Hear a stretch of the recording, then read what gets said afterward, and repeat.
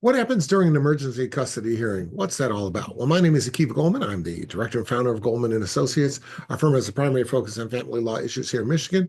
And today we're going to go over and we're going to explain certain things that are relevant to family law here. So please subscribe to our channel. In an emergency custody hearing, you gotta understand a few things. Number one, what qualifies as an emergency? A lot of people throw around the term emergency in ways that show that they define it differently than the court does. For example, if you're supposed to get your child at 6 o'clock, he doesn't show up till 6:15. It's the second time it happens.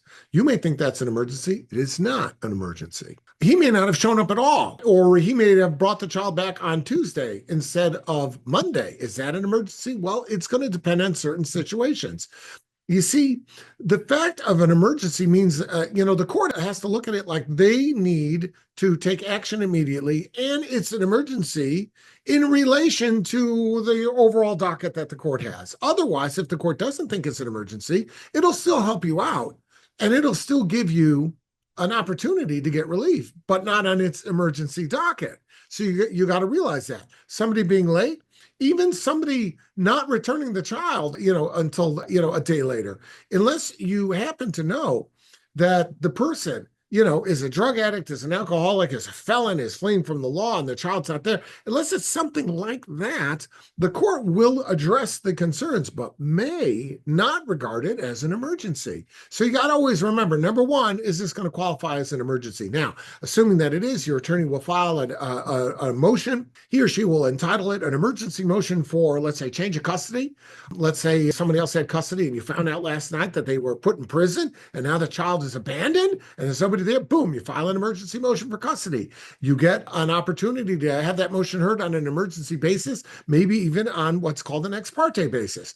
The court can react very quickly on an ex parte basis without even the other side weighing in if it feels that the circumstances require this, emergency kind of a reaction. And basically the court saying, okay, I'm going to take your word for it. I'm going to give you relief right now with the understanding that if anybody has any complaint, they'll file a motion to set aside that emergency order. So that's sort of how it goes. You'll need persuasive evidence to show the court that's an emergency. In the example, for example, like I just said, where the caretaker of the child has been taken away, or let's say thrown in jail, or all of a sudden is gone, and the child's left unattended, the court will regard that as an emergency, and the court will proceed accordingly.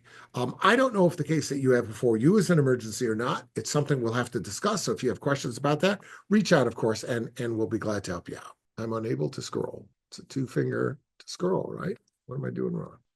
There we go. Oh, I was going down. Yeah, yeah. I'm sorry about that.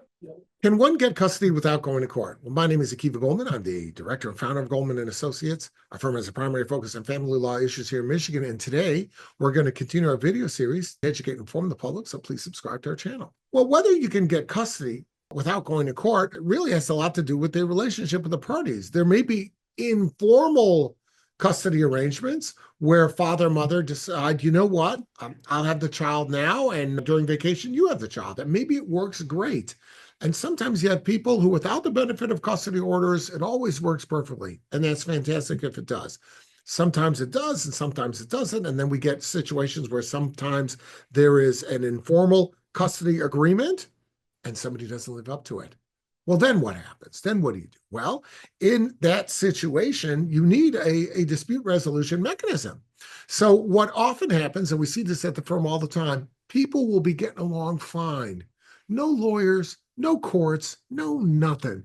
Just parenting in a normal course of business. And then you know what happens? Someone gets a girlfriend, someone gets a boyfriend. Then all of a sudden, things get dicey. Now, is it really something that should upset the arrangement? Probably not. More likely than not, it's an itch in one place and a scratch in another, but it does come up that way. And when it does, then at that point, motions have to be filed. You have to go to court.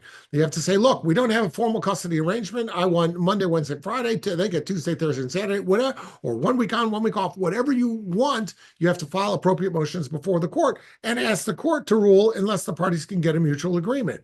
The court will always favor the parties working together on a mutual agreement, but sometimes it just can't happen. Sometimes you'll find that you and your ex could work out a mutual agreement, and you've done it for the last several years. But now that there's a significant other involved, all of a sudden, There's somebody whispering in her ear, telling him what to do. And all of a sudden, whatever is happening there behind the scenes, can't get it worked out. And now you got to go to court and have the guy in the black robe tell you, you shall do this, you shall do that. It's one of the risks associated with going to court. Because remember, while you and your ex are trying to work it out informally, you are in complete control of that situation. You can agree, okay, I'll tell you what, I'll give you this, but next time you give me that, and you can work it out.